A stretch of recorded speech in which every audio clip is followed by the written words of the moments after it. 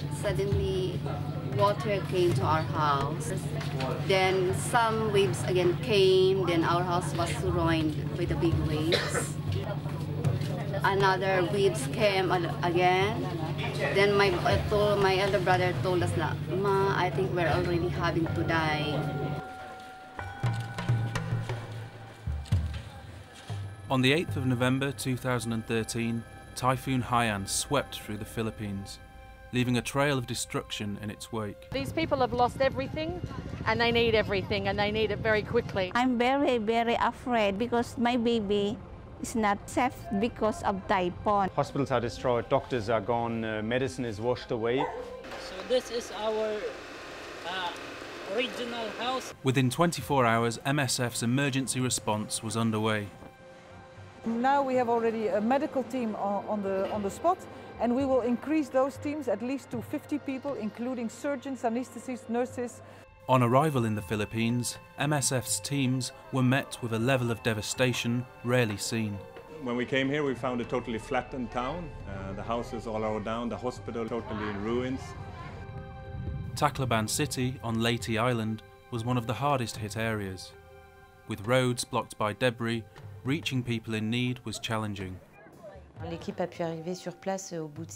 It took 6 days for the team to get to Tacloban. They met with massive destruction of homes and infrastructure and impassable roads. Tacloban's one remaining hospital was severely damaged, so MSF set up an inflatable hospital in its parking lot.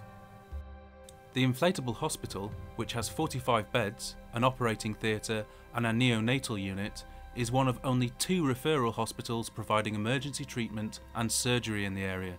MSF also repaired the worst of the damage to the hospital's operating theatre.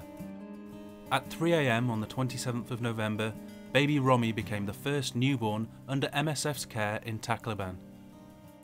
Meanwhile, many rural communities remained completely cut off from help.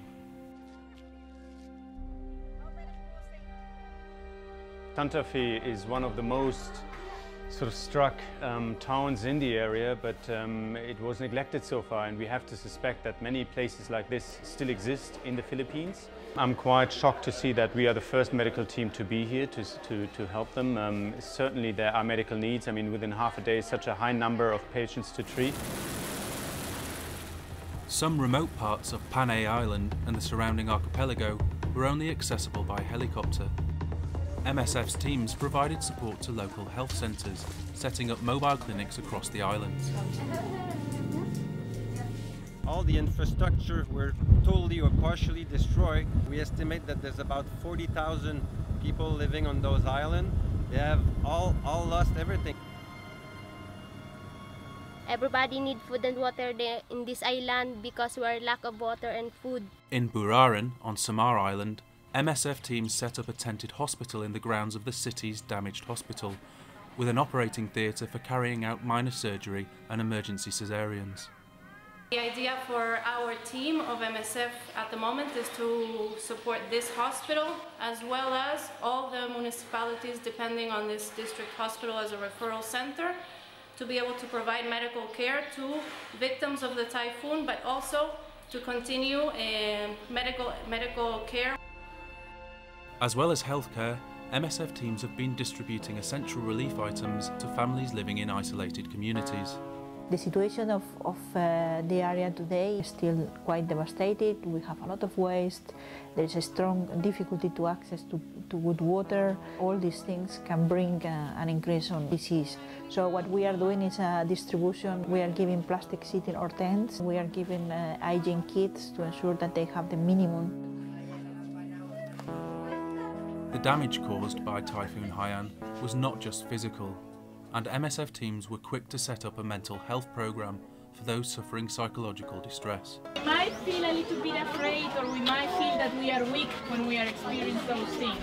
And it is in those moments that it's good to talk to someone about how we feel and how we can make things to feel better. Well, I just saw a mother with her very small child, and she started crying, and for me it was a clear signal how traumatized they are. And if you ask them how are you, then they can release the pain, the mental stress they had. Reaching out by boat, helicopter, plane and road, MSF emergency teams have provided much needed aid to some of the hardest hit areas of the Philippines. Although the relief effort is well underway, MSF will continue to work in the Philippines for as long as they are needed.